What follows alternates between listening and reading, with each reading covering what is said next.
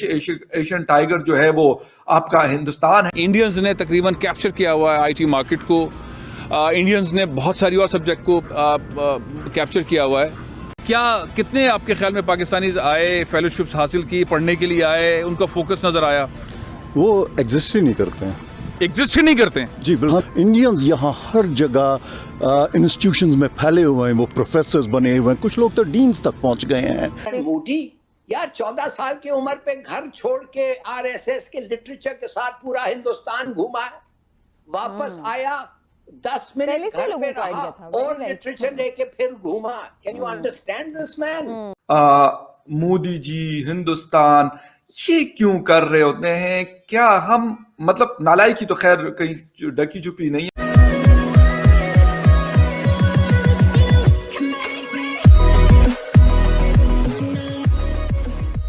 नमस्कार दोस्तों, अब यहाँ पर बात हो रही है कि भाई एशियन टाइगर बनते बनते रह गया पाकिस्तान। अदरवाइज यहाँ पर अगर कुछ चीज़ें उनके फेवर में आ जाती ना तो एशियन टाइगर बन जाता। पता नहीं ये टर्म किसने यहाँ पर उछाला था कुछ सालों पहले, कई सालों पहले, मतलब 30, 40, 50 साल पहले की बात है कि भाई पाकिस्तान जो है ना वो एशिया का टाइगर बनने वाला है। अब वो टाइगर तो कभी बना नहीं, बिल्ली के लायक भी नहीं बचा है आजकल।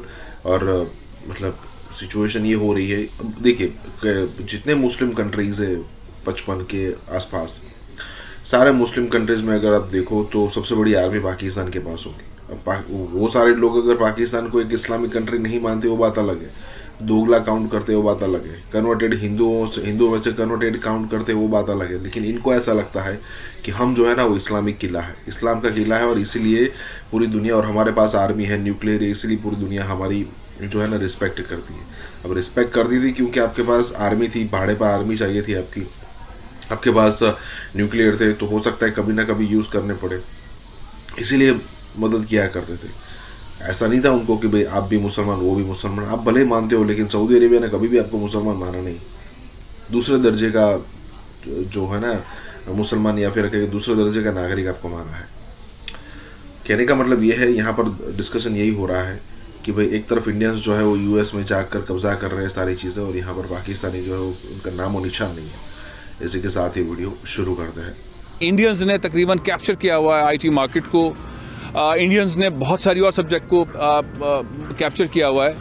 पाकिस्तानी इसका ध्यान इस साइड पर है या नहीं है? प्रोफेसर साहब का ताल्लुक जो हिंदुस्तान के पास कश्मीर है उससे है, श्रीनगर से उनका ताल्लुक है।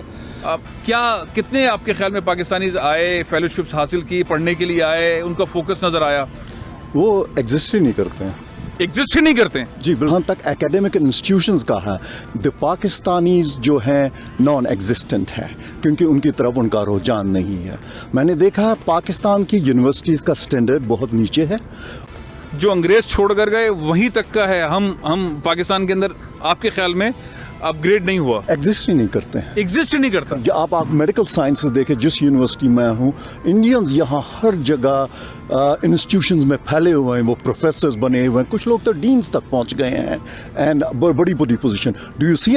ऑलमोस्ट इस कंपनी में भी मैंने काम किया है, जिस कंपनी को मैं जानता हूँ उनका कुछ ना कुछ वर्क ऑफशोर में बैठा हुआ है जो इंडिया से ऑपरेट हो रहा है। आप आईटी के डेवलपर्स ले लें, आप टेस्टर्स ले लें, आप और जिस मर्जी फील्ड में ले लें, आप इवन के कस्टमर सर्विस की कॉल यहाँ करते हैं वो सीधा वहाँ जाके। एशियन टाइगर जो है वो आपका हिंदुस्तान है। एशियन टाइगर इस तरह के, और मैं कहती हूँ भूटान, लोग इनको बुलाते हुए डरते हैं, लोग इनसे बात करते हुए डरते हैं, लोग उनके फोन उठाते हुए डरते हैं। लोगों को लगता है ऐसा ना हो हम इनका फोन उठा लें तो ये आगे से हमें कोई कहानी सुना के भीख मांग लें।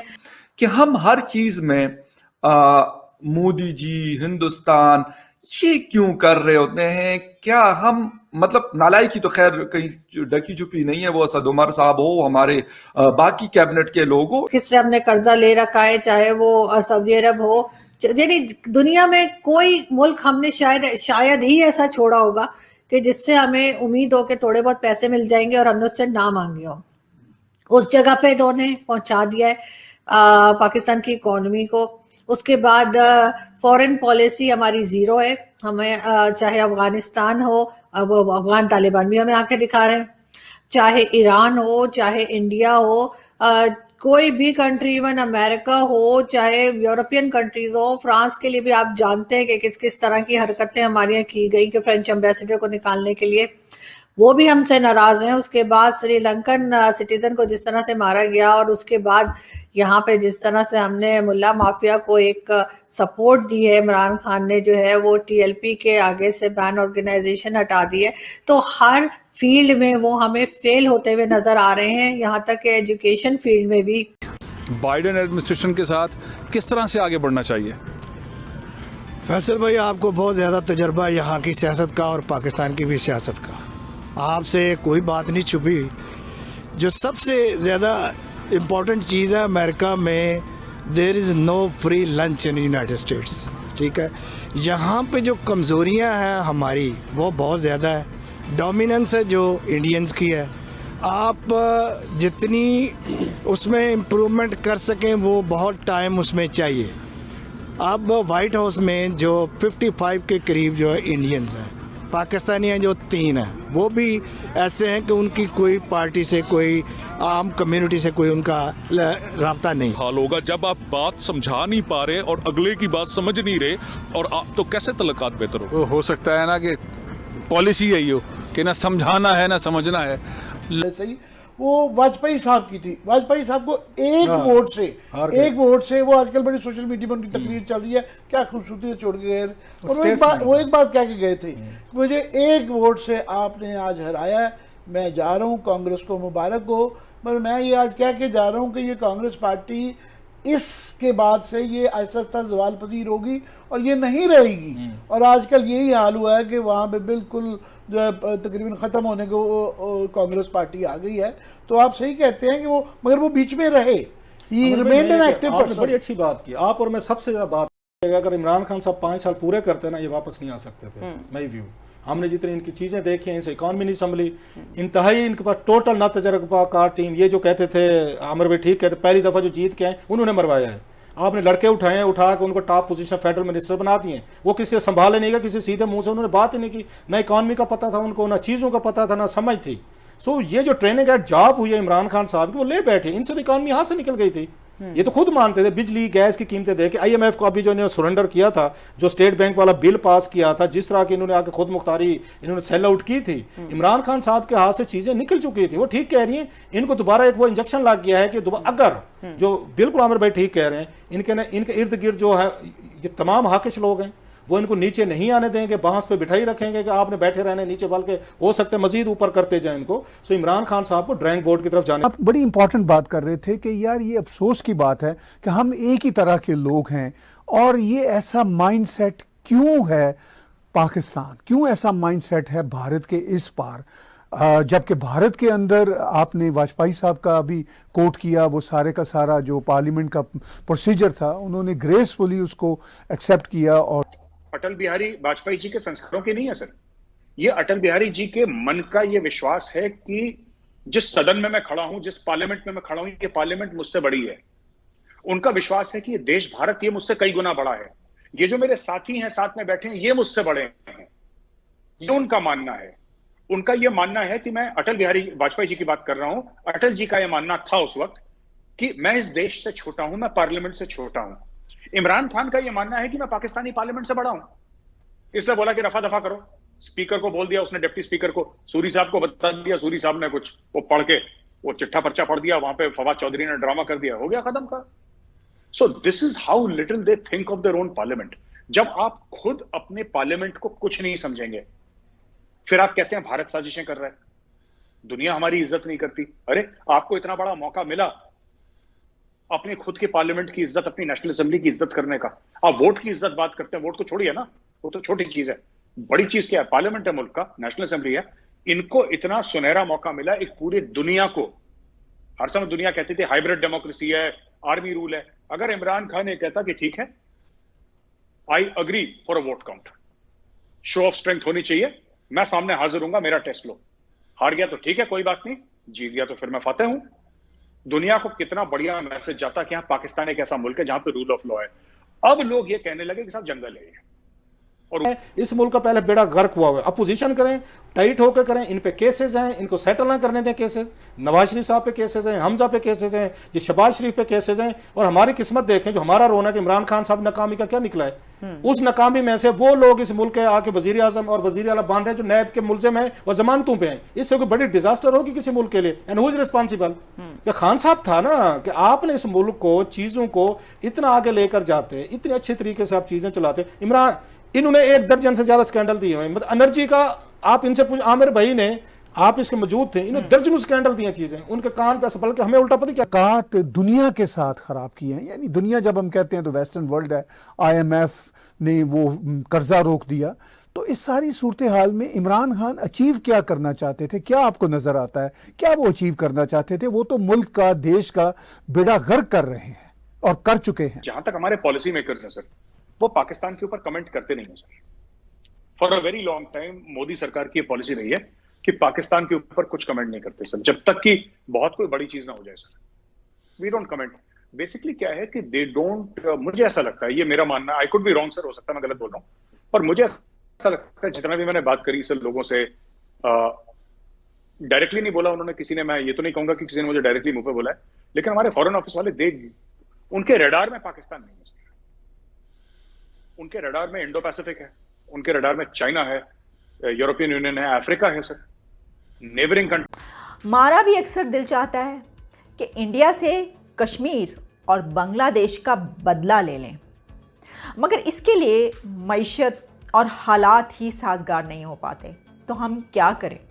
हम TTP के बारे में कहते हैं, हिंदुस्तान, हमारी जो सोच है वो हिंदुस्तान के बगैर तो मुकम्मल होती नहीं है। अफगानिस्तान से लेके बहिरा अरब तक लेके जहां भी हो, हमने हिंदुस्तान को जरूर बीच में लाना होता है। जो ज़हनी तौर पे बांझ कौम जनरेट करने का एक प्रोसेस शुरू हुआ था, क्या मैं ये दुरुस्त इसमें से डिराइव कर रहा हूँ? हमारे दिल में ये हसरत मचलती रहती है कि हम इंडिया से भी बदला लें और हम बांग्लादेश से भी बदला लें, कि एक तो ये कि उसने अलहदा करवा दिया, दूसरा ये कि वो अलहदा हो गया।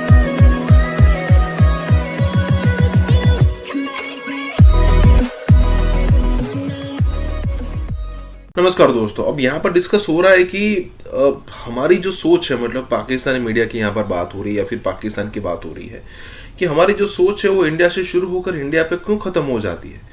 क्यों हम ऐसा नहीं कर पाते कि भाई इंडिया के साथ बेटर रिलेशन रखें? क्योंकि हम हमेशा उनके साथ दुश्मन वाला व्यवहार क्यों करते हैं, या फिर हमेशा ऐसा क्यों सोचते हैं कि हिंदू जो है या फिर कहे कि इंडिया जो है वो हमारा दुश्मन है। हम हमेशा ऐसा क्यों सोचते हैं? हम ऐसा क्यों नहीं सोचते कि भाई इंडिया के साथ रिलेशन अच्छे करके हम सब कुछ कर सकते हैं, या फिर कहे कि पाकिस्तान का वजूद ही इस चीज़ पर बन रखा है कि भाई इंडिया के साथ हमेशा दुश्मनी रखनी है। अगर उनके साथ दुश्मनी कम कर दोगे आप या फिर ख़त्म कर दोगे तो फिर लश्कर तोयबा और ये जो दूसरे आतंकवादी संगठन है तो वो सारे तो यहाँ पर फेल कर जाएंगे। वो कहेंगे कि भाई हमारा क्रिएशन इसलिए हुआ था कि हम इंडिया को नुकसान पहुंचा सके। अब अगर आप दोस्ती कर रहे हो तो फिर हमारी ज़रूरत क्या बचेगी? तो ये बात भी है, लेकिन ये सारी चीज़ें करने की कोई ज़रूरत ही नहीं। अब जैसे इंडिया और बांग्लादेश के भी रिलेशन अच्छे हैं तो इंडिया और पाकिस्तान के भी अच्छे हो सकते थे। इंडिया के चक्कर में पाकिस्तान ने अपना इतना नुकसान करवा लिया है कि आने वाले कई दशक तक वो इस नुकसान को भरपाई नहीं कर सकता। यही बात हो रही है। तो इसी के साथ ही वीडियो शुरू करते हैं। अफगानिस्तान में इस्तेहकाम आएगा या जो भी सूरत हाल होगी उसका बराह रास्त असर पाकिस्तान पर होगा। बात ये कि अफगानिस्तान के अंदर भारत का रोल क्या था, और अगर किसी को इस बात पे एतराज़ है कि भारत के तर्ज अमल पे हमें, तो मेरा ख्याल थोड़ा सा इंडियन मीडिया देख लें कि इतना ववेला। लेकिन पाकिस्तान को सिर्फ एक चीज़ थोड़ी एहतियात करनी चाहिए, ज़्यादा नसीहत करने से परहेज करना चाहिए। अच्छा, नंबर 1। नंबर 2, जो हमारे खदशात हैं, हम TTP के बारे में कहते हैं, हिंदुस्तान, हमारी जो सोच है वो हिंदुस्तान के बगैर तो मुकम्मल होती नहीं है। अफगानिस्तान से लेके बहिरा अरब तक लेके जहाँ भी हो, हमने हिंदुस्तान को ज़रूर बीच में लाना होता है। उसके बारे में तहफ़्फ़ुज़ात हैं। इनको भी थोड़ा तालिबान नए आके अपना वो कंट्रोल संभाल रहे हैं, अपने मामलात सुधार रहे हैं। उनके ऊपर वो ज़्यादा कि TTP का क्या होगा, फलाने का क्या होगा, ये होगा, हमें थोड़ा सा वो इतना नहीं करना चाहिए। हमारा भी अक्सर दिल चाहता है कि इंडिया से कश्मीर और बांग्लादेश का बदला ले लें, मगर इसके लिए मईशत और हालात ही साजगार नहीं हो पाते, तो हम क्या करें। वैसे भी पश्तो का मुहावरा है कि थूक से पंचक्की नहीं चलती। क्या हमारा जी नहीं चाहता कि अमेरिका एक हाथ से इमदादी रेवड़ी देकर दूसरा हाथ गर्दन में डालकर जो डू मोर करवाता है वो हाथ ही मरोड़ दे। मगर फिर दरअसल वो जो सेलिब्रेशन हुई है, वो जो नक्शा खींचा उन्होंने, और अंदर से जो है वो कितना जज्बा ईमानी हमारा उमड़ रहा है, और हम कितने इस बात पर खुश हैं कि अफ़गानिस्तान में एक ऐसी हुकूमत आ गई जहाँ के जो माइंडसेट है, जो मेंटालिटी है, वो बिल्कुल हूबहू यहाँ पे पाकिस्तान में बसने वाले 90% लोगों का जो माइंडसेट और मेंटालिटी है उनसे कितनी मिलती है। और हम तो हमेशा वैसे ही तड़पते रहते हैं कि यहाँ पर शरीयत आए और हम शरीयत नाफिज करें। और इसमें सबसे बड़ी वजह जो है वो तो आप जानते ही कि हम हमारे दिल में हसरत मचलती रहती है कि हम इंडिया से भी बदला लें और हम बांग्लादेश से भी बदला लें। कि एक तो ये कि उसने अलहदा करवा दिया, दूसरा ये कि वो अलहदा हो गया, और तीसरा ये कि अब दोनों हमसे कहीं ज़्यादा तरक्की करके इस वक्त तरक्की की राहों में कहीं आगे निकल चुके हैं, दुनिया की दौड़ में कहाँ से कहाँ पहुँच चुके हैं, और हम जो हैं वो वहीं के वहीं बल्कि उससे भी कहीं पीछे जा चुके हैं। बल्कि पूरे तरीके से हम कोशिश कर रहे हैं कि हम स्टोन एज तक पहुँच सकें। तो क्या किसी ने अफगानिस्तान की सूरत हाल को एक्सप्लॉइट करके पाकिस्तान के मुकामी सियासी हालात को तो चेंज नहीं कर दिया? ये जो है, ये तारीख जो है, ये मतलब कि 1, 2, 3 दफ़ा पाकिस्तान की 73 साल तारीख के अंदर ये हो चुका है। ठीक है, अफगानिस्तान के अंदर तब्दीली आ गई, और अफगानिस्तान के अंदर तब्दीली जो आई है, उस तब्दीली का जो टोकन है वो हमें पकड़ा दिया गया। उसके लिए आपने चीन ही करनी, क्योंकि एक्सटर्नल फोर्स आ गई हमें और हम बड़े स्ट्रांग होते हैं। तारीख चौथी मर्तबा दोहराने जा रही। मैं सिर्फ आपसे पूछना चाह रहा हूं आपसे कि क्या मैं इतनी मायूसी जो फैला रहा हूं, ठीक है, और मैं खुद भी मायूस हूं, वैसे भी बंदा बीमारी के बाद जरा कमजोर हुआ होता है ना, तो मायूसी छाई होती है यार, जिंदगी का कोई मजा नहीं है। और कोरोना के बाद तो बंदे को किसी बात का टेस्ट भी नहीं आ रहा होता। तो मैं जो इतना मायूस हुआ हूं, क्या मैं सही मायूस हुआ हूं कि जनाब ये चौथी मर्तबा फिर पाकिस्तान के साथ वही होने लगा है कि एक्सटर्नल फैक्टर्स से फोर्स ड्राइव करके पाकिस्तान के अंदर जो ज़हनी तौर पे बांझ कौम जनरेट करने का एक प्रोसेस शुरू हुआ था, क्या मैं ये दुरुस्त इसमें से ड्राइव कर रहा हूँ? हम जो हम माशाल्लाह से जनरेशन्स ग्रोन अप हो रही हैं, जिस तरीके से हम उनको परवान चढ़ा रहे हैं, हमारे मदरसों की जिस तरीके से हम सेटअप हमने किया हुआ है, हम उनको मज़ीद भी तरक्की देना चाहते हैं, उसके लिए हम उनको फ़ंड्स भी देते हैं। तो ये सब चीज़ें जो हैं ये बहुत अहम किरदार अदा कर रही हैं हमें स्टोन एज में ले जाने के लिए।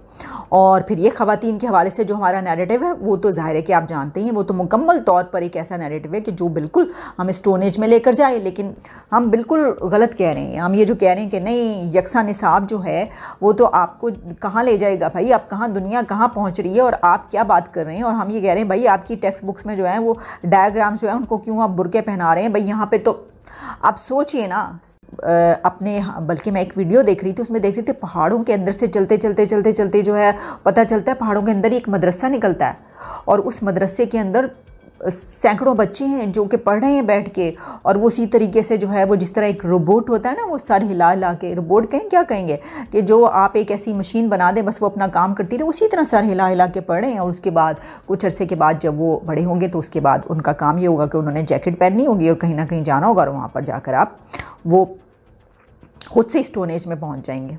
वो पता नहीं किस जगह पहुँचेंगे, वो उसकी हम बात नहीं करते वरना फतवा लगने का अंदेशा हम पे। लेकिन तो मैं ये देख रही थी कि वो तो वाकई स्टोन एज में, देखिए ना पहाड़ों के अंदर आप चलते चले जाएं।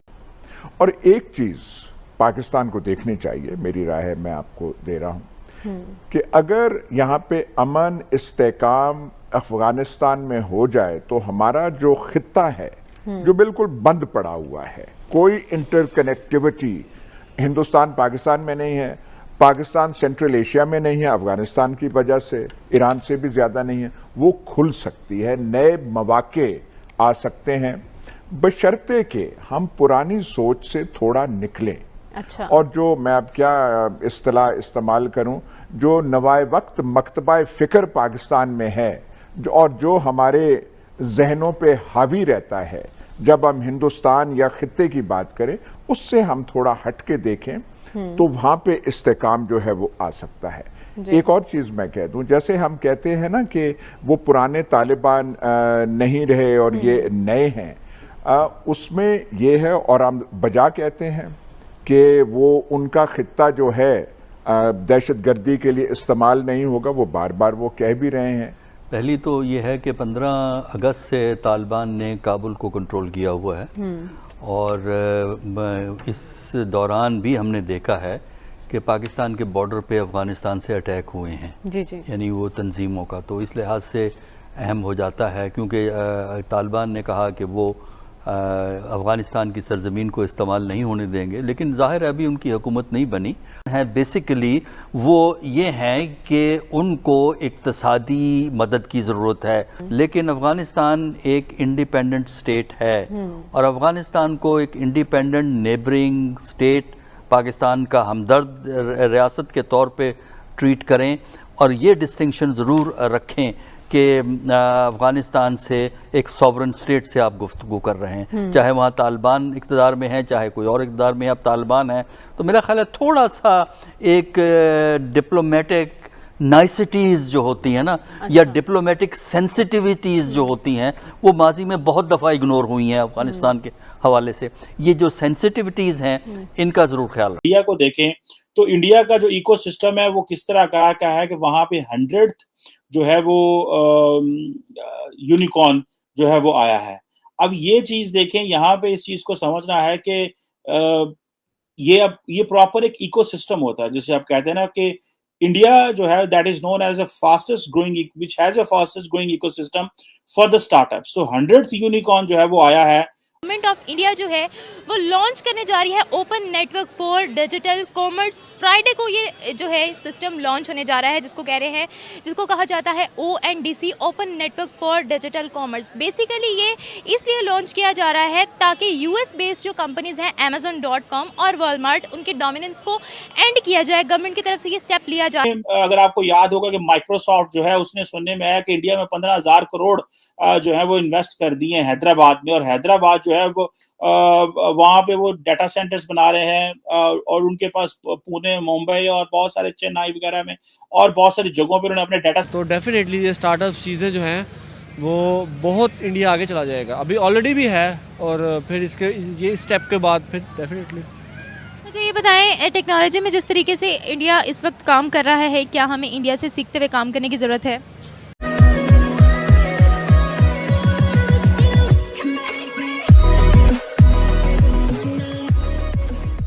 नमस्कार दोस्तों, ये तो चीज़ कब की साबित हो चुकी है कि भाई ट्रेड ही सब कुछ होता है।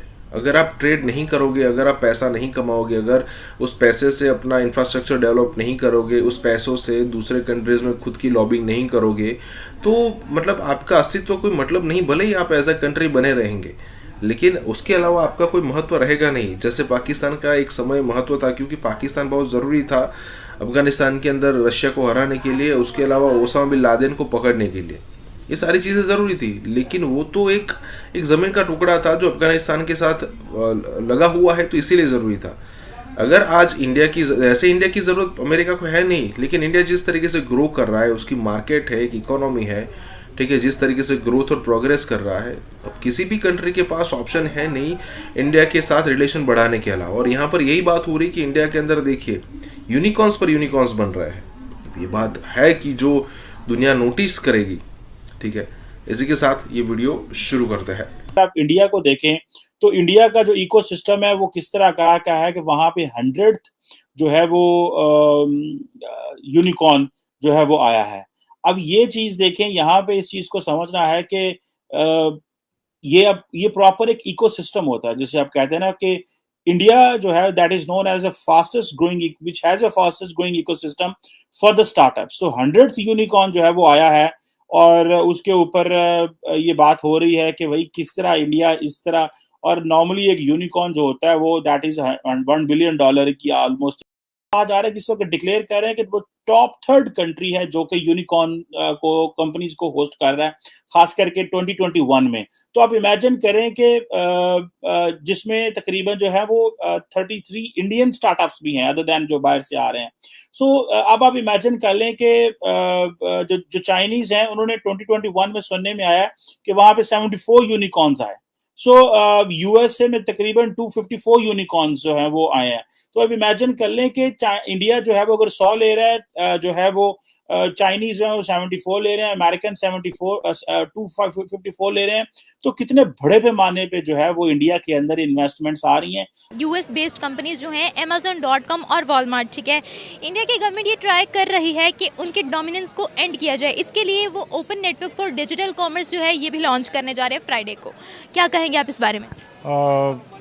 मैं यही कहूँगा कि अगर इंडिया अपनी चीज़ों को अपने सेल्फ सफिशिएंट होना चाह रहा है, अपनी टेक्नोलॉजी को इंट्रोड्यूस करवाना चाह रहा है अपनी कंट्री में और वर्ल्ड वाइड इंट्रोड्यूस करवाना चाह रहा है, तो उनका राइट है, वो कर सकते हैं इस चीज़ में। और ऑब्वियसली हम देखें तो as compare to the neighbouring countries, इस खत्ते में जितने भी ममालिक हैं उनमें इंडिया जो है, एक्सेप्ट चाइना, इंडिया जो है बहुत ज़्यादा प्रोग्रेस कर रहा है in the field of technology, और वो एग्जिस्ट कर रही है। अगर हम वर्ल्ड वाइड दूसरी बहुत सारी जो कंपनीज़ हैं, टेक्नोलॉजी कंपनीज़ हैं लाइक अमेज़ॉन, एप्पल, ये सारी कंपनीज़ में अगर हम देखें तो इंडियंस जो हैं उनका इन्फ्लुएंस बहुत ज़्यादा है। और अगर आपको याद होगा कि माइक्रोसॉफ्ट जो है उसने सुनने में आया कि इंडिया में 15,000 करोड़ जो है वो इन्वेस्ट कर दिए हैं हैदराबाद में, और हैदराबाद जो है वो वहाँ पे वो डाटा सेंटर्स बना रहे हैं, और उनके पास पुणे, मुंबई और बहुत सारे चेन्नई वगैरह में और बहुत सारी जगहों पे उन्होंने अपने डाटा सेंटर्स बनाए हुए हैं। अदर देन दैट इतनी बड़ी बड़ी कंपनी जो है, इंडिया का जो शहर हैदराबाद है उसको एक कहा जा रहा है कि जिसने माइक्रोसॉफ्ट जो है एक बड़ी लार्जेस्ट इन्वेस्टमेंट लेके आया इंडिया के अंदर। इस तरह और बहुत सारे जो दुनिया की जो फॉरेन डायरेक्ट इन्वेस्टमेंट जो आ रही है इंडिया के अंदर। अब आप इमेजिन कर लें कि किस तरह की चीजें जो है वो हो रही हैं। सुनने में आ रहा है कि जो माइक्रोसॉफ्ट डाटा सेंटर है वो तकरीबन $10 अरब का जो रेवेन्यू देगा, सॉरी उसने रेवेन्यू दिया है 2016 से लेके 2020 तक। सो ये आप इमेजिन करें इंडिया की जीडीपी कहाँ चली गई है। वो फ्रांस जाते हैं, वो जर्मनी जाते हैं, वो स्कैंडिनेवियन कंट्रीज जाते हैं, वहां पे जाके वो चीजें सीखते हैं, समझते हैं, करते हैं। दुनिया के सामने एक उन्होंने माहौल बनाया। मुझे ये बताएं, अगर यूएस बेस्ड कंपनीज के डोमिनेंस को एंड किया जाता है इंडिया की तरफ से, तो इंडिया का क्या इमेज क्रिएट होगा इंटरनेशनल मार्केट में? इंडिया अपनी टेक्नोलॉजी में कितना ग्रो कर लेगा? हमें किसी पे डिपेंडेंट नहीं रहना चाहिए। इंडिया ने आई वुड से कि ये चीज़ रियलाइज़ कर ली हुई है। अगर इंडिया अमेरिकन डोमिनेंसी को ख़त्म कर रहा है so it's a good thing. हमें जो अगर दूसरों की कोई अच्छी बात है उसे अप्रिशिएट करना चाहिए। पाकिस्तान अभी इस पोजीशन में तो डेफिनेटली ये स्टार्टअप चीज़ें जो हैं वो बहुत इंडिया आगे चला जाएगा, अभी ऑलरेडी भी है, और फिर इसके ये स्टेप के बाद फिर डेफिनेटली। मुझे ये बताएं, टेक्नोलॉजी में जिस तरीके से इंडिया इस वक्त काम कर रहा है, क्या हमें इंडिया से सीखते हुए काम करने की ज़रूरत है? डेफिनेटली हमें देखें कोई भी चीज़ होती है तो उसमें हमें वर्कआउट तो करना चाहिए ना। सिर्फ टेक्नोलॉजी में नहीं, ई कॉमर्स में या स्टार्टअप, एवरी फील्ड में।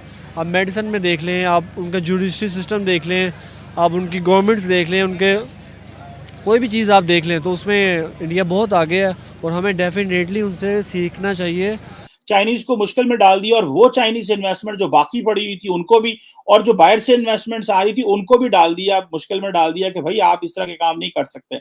और इधर पाकिस्तान है कि चाइनीज इन्वेस्टमेंट करना चाह रहे हैं और हम उनको एक एनवायरनमेंट नहीं प्रोवाइड कर रहे।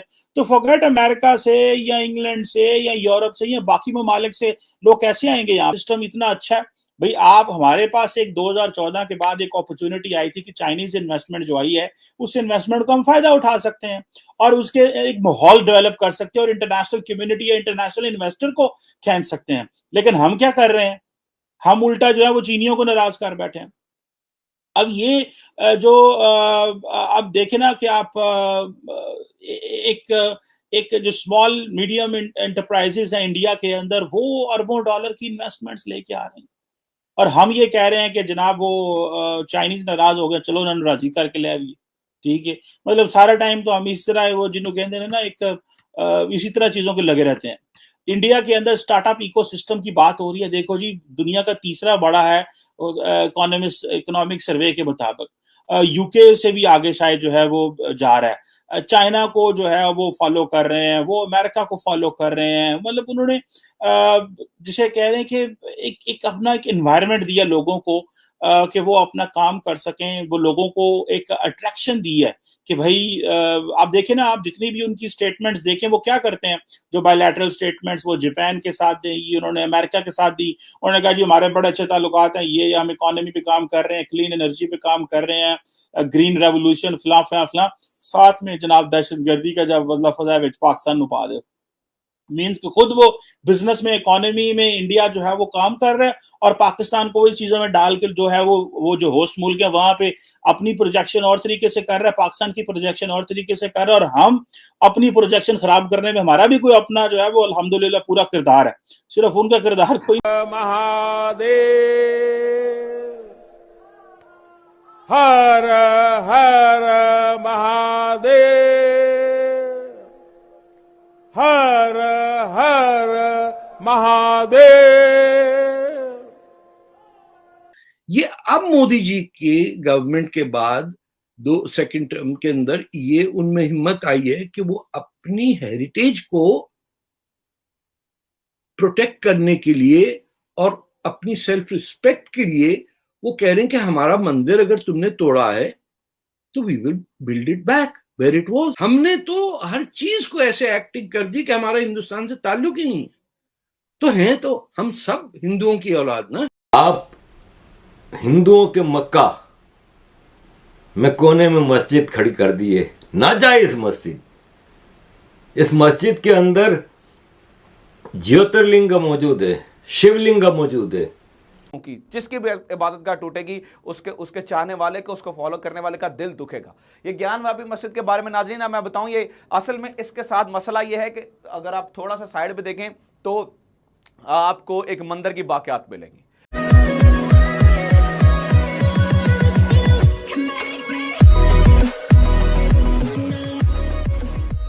नमस्कार दोस्तों, अगर आप देखो तो जो प्रधानमंत्री मोदी की जो पहली टर्म थी ना वो एकदम सिंपल रही।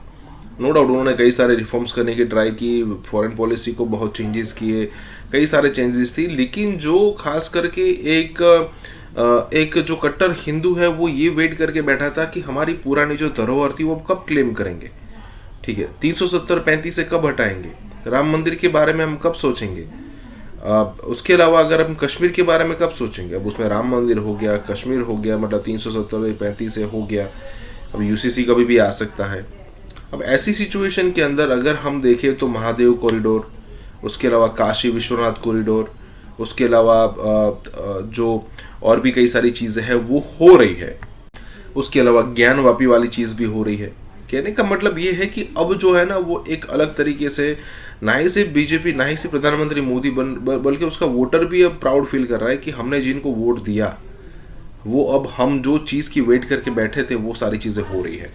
इसी के साथ ये वीडियो शुरू करते हैं। जो ज्ञानवापी मॉस्क है और जो टेम्पल है साथ, जो कि विश्वनाथ ज्ञानवापी मॉस्क इसको कहा जाता है और साथ ही उसके बिल्कुल एक ही जगह पे है, उसमें जो जगह है ये दरअसल टेम्पल की जगह है और यहाँ पर मॉस्क जो है वो बाद में बनाई गई, उस टेम्पल की जगह को तोड़ के इस तरीके से बनाई गई।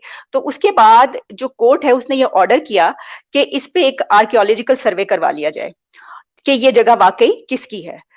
टेम्पल एग्जिस्ट करता है, उसके सामने मस्जिद आप जाके देखिए तो आपको दिख जाएगा कि ये मस्जिद, ये टेम्पल था, इसके सामने मस्जिद बना दी गई है। ये पहले लोधी साहब ने किया, उसके बाद औरंगजेब ने किया और इट स्टैंड्स देयर। आप अगर दूसरे जगह जाएं जहां लॉर्ड कृष्णा की बर्थ प्लेस है, वहां आप देखिएगा उसके ऊपर भी मस्जिद बनी हुई है। कैसा लगेगा आपको जब मक्का में खाना काबा के एक तरफ कोने में एक चर्च या एक मंदिर खड़ा कर दिया जाए?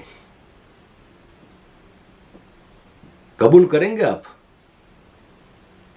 जबकि ओरिजिनली इस्लाम से पहले वहां पे 360 बुत थे। तो क्या आज बुत परस्तों को यह हक हासिल नहीं है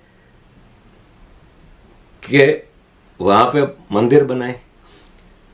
आप हिंदुओं के मक्का में कोने में मस्जिद खड़ी कर दी है, नाजायज मस्जिद। इस मस्जिद के अंदर ज्योतिर्लिंग मौजूद है, शिवलिंग मौजूद है।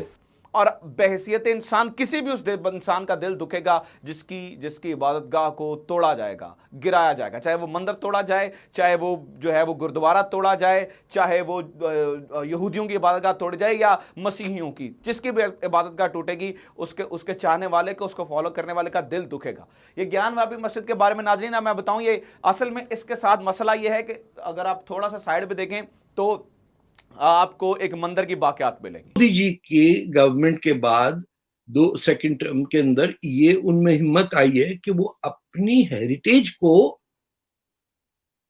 प्रोटेक्ट करने के लिए और अपनी सेल्फ रिस्पेक्ट के लिए वो कह रहे हैं कि हमारा मंदिर अगर तुमने तोड़ा है तो we will build it back where it was. आप खुद जाके देख लीजिए इस मस्जिद को, आप काशी चले जाएं, बनारस जिसे कहते हैं हम, और सामने देखिए तो वो टेम्पल का अगला हिस्सा तो मस्जिद है और उसका पीछे का पूरा हिस्सा हिंदू टेम्पल के कब्जे में। तो आप अंदाजा लगाइए पाकिस्तान में अगर ये हो सकता हो कि मस्जिद पे किसी ने हिंदू टेम्पल बनाया हो, आप सोचिए इस बात। बाबर ना पैदा हुआ हिंदुस्तान में ना मरा, बाबर आया लूटने हिंदुस्तान में और उसके नाम पे एक टेम्पल के ऊपर मस्जिद बना दी गई। और अयोध्या के अंदर आप सोचिए 500 साल हिंदुओं को स्ट्रगल करनी पड़ी अपने टेम्पल वापस लेने के लिए। और जिस आर्कियोलॉजिस्ट ने उस पे रिसर्च करके सुप्रीम कोर्ट को अपनी फाइंडिंग दी, दैट वाज अ मुस्लिम, जिसने कहा कि यह तो नीचे टेम्पल है, इसके ऊपर बनाया गया। और इनको ये भी ऑफर किया गया कि उसी इलाके में आप साथ में मस्जिद बना लीजिए, ये टेम्पल का हिस्सा खाली कीजिए। एक अंधे को भी नजर आता है कि ज्ञानवापी मस्जिद के नीचे बुनियादों में मंदिर की बुनियादें मौजूद हैं और ऐसे हजारों मंदिर हैं। फिर भी ये शराफत है मोदी जी की, बीजेपी की, कि इन्होंने ये मस्जिद रहने दी। लेकिन क्या अच्छा नजर आ रहा है आपको ये सीन में? आपको क्या अच्छा नजर आ रहा है? ये बार बार दुनिया को, गैरतमंद दुनिया जो ह्यूमैनिटी पे बिलीव करती है, उनको याद दिलाती है कि देखें किस तरह हिंदुओं के ऊपर अत्याचार हुए हैं। नाज़रीन, काशी विश्वनाथ मंदिर और ज्ञानवापी मस्जिद याद रखिएगा, ये गंगा किनारे के ऊपर है। इनकी जो एक पवित्र नदी है गंगा, उसके किनारे पर काशी विश्वनाथ का मंदिर जो अभी बना है, जो कि उसके बाद बना, विक्रमादित्य का तो मैंने आपको बताया तोड़ दिया गया था, तो अब वो भी साथ उसके ऊपर भी मस्जिद ही बनाएगी, वो उससे साइड पे हट के मस्जिद बनाएगी। खैर, जो अब इनका नया काशी विश्वनाथ मंदिर है, इसके लिए नरेंद्र मोदी ने एक नया प्रोजेक्ट शुरू किया है, उसका नाम है काशी कॉरिडोर प्रोजेक्ट। जिस तरह एक मुसलमान आर्कियोलॉजिस्ट ने यह तय किया कि ये बाबरी मस्जिद के नीचे अयोध्या का टेम्पल है, एंड इलाहाबाद हाई कोर्ट और फिर सुप्रीम कोर्ट ने उसको वैलिडेट किया, और बाकी मौलाना जितने थे उन्होंने कहा एक्सेप्टेबल। आप बताइए 500 साल तक लोगों को जो तंग किया कि उनके टेम्पल पे मस्जिद बनाई, लड़ते रहे, मरते रहे, बाद में सुप्रीम कोर्ट ने कहा, उन्होंने कहा फिर ठीक है, चले, वेरी गुड। अब जो है, अब ये दो सिटीज में, एक तो बनारस और काशी का टेम्पल, और दूसरा मैं भूल रहा हूं, बड़ा मेजर सिविलाइजेशनल सिटी है जहां लॉर्ड कृष्णा की पैदाइश है। They will fight for it. आप कौन होते हैं कि तुर्किस्तान से आके किसी के टेम्पल को तोड़ पे उसे मस्जिद बनाएं? किस हकीम ने कहा है कि जाके हिंदुस्तान पे अटैक करो? अरे वहां पैसा था, सोना था टेम्पल्स में, तो उनको लूटने आए ना। मुल्तान में जब ये अफगानों ने कब्जा किया तो उनका एक थ्रेट होता था कि अगर आप आए इसको वापस लेने तो हम आपके जितना गोल्ड स्टैचूज है हम डिस्ट्रॉय कर देंगे, बुत तोड़ देंगे आपके। ये कोई तरीका तो नहीं है ना कि फिर हम लोग कहते हैं कि तलवार की बेसिस पे इस्लाम फैला, और बोले नहीं। अरे तुम गले पे चाकू रख के आदमी को कह रहे हो कि वरना हम मार देंगे तुम्हें, टेम्पल तोड़ रहे हैं। तो we have committed major sins by Islamic standard by destroying other people's places of worship. हमने तो हर चीज को ऐसे एक्टिंग कर दी कि हमारा हिंदुस्तान से ताल्लुक ही नहीं है। तो हैं तो हम सब हिंदुओं की औलाद ना।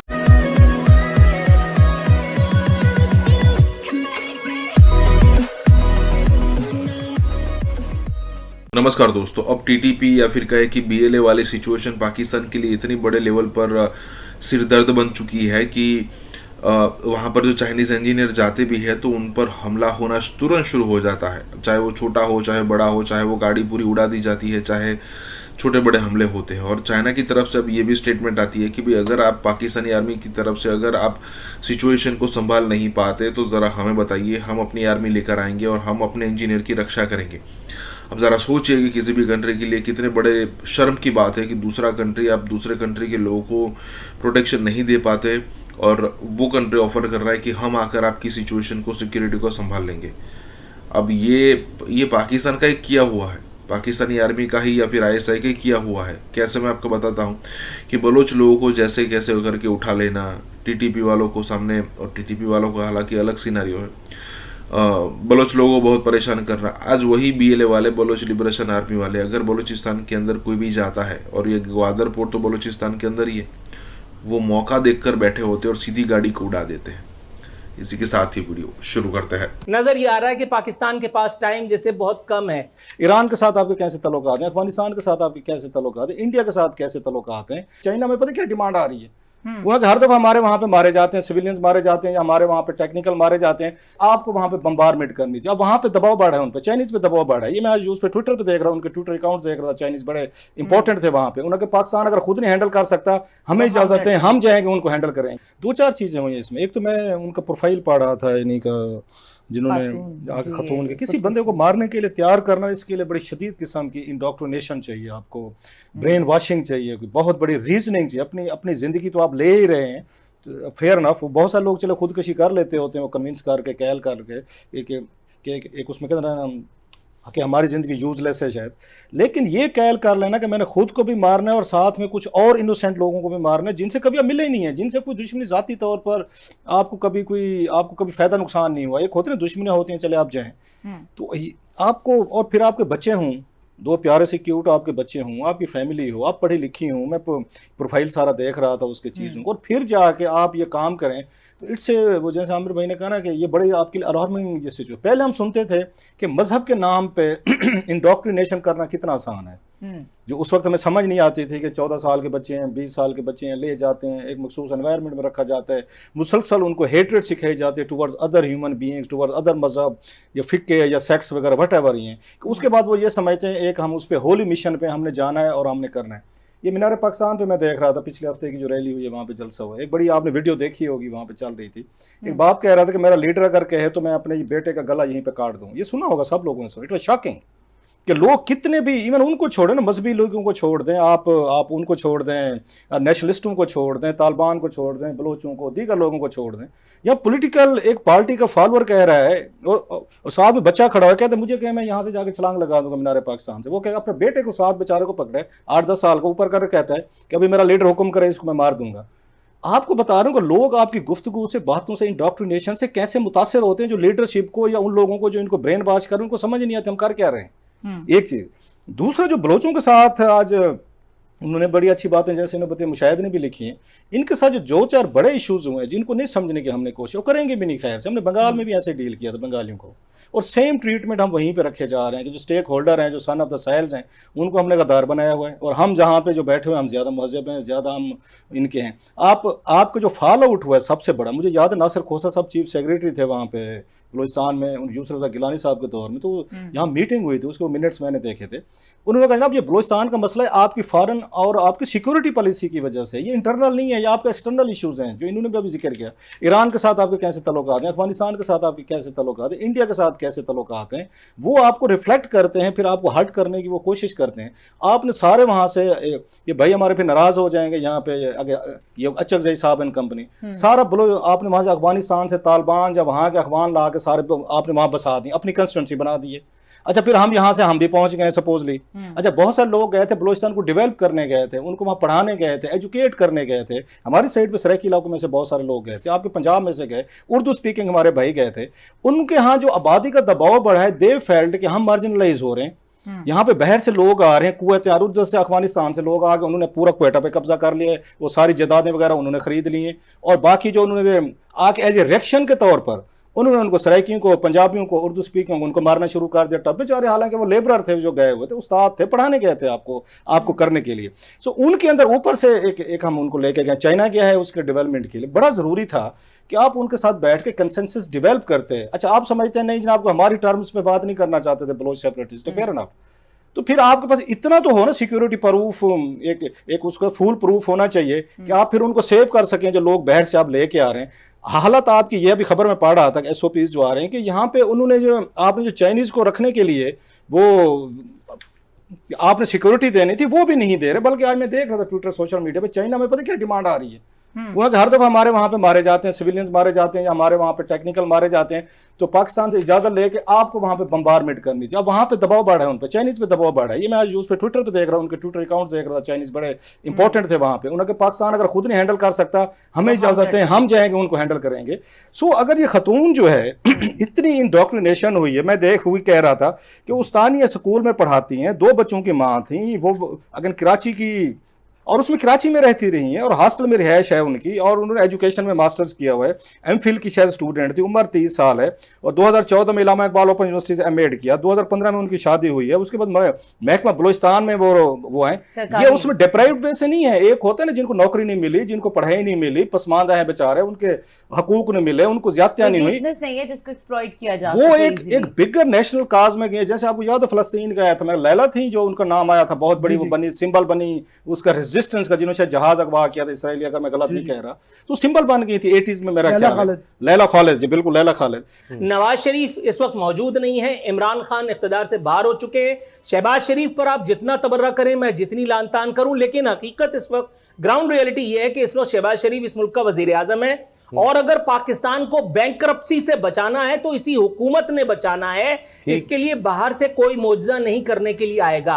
दुआगो हैं कि अल्लाह ताला पाकिस्तान के लोगों को, यानी पाकिस्तान में ये जो निज़ाम सल्तनत चलाने वाले लोग हैं, इनमें इतनी फहम और इतना शऊर, इतना इदराक अता कर दे कि ये अपनी जाती अना से बुलंद होकर के निज़ाम सल्तनत को फौकियत दें, तब तो है बात।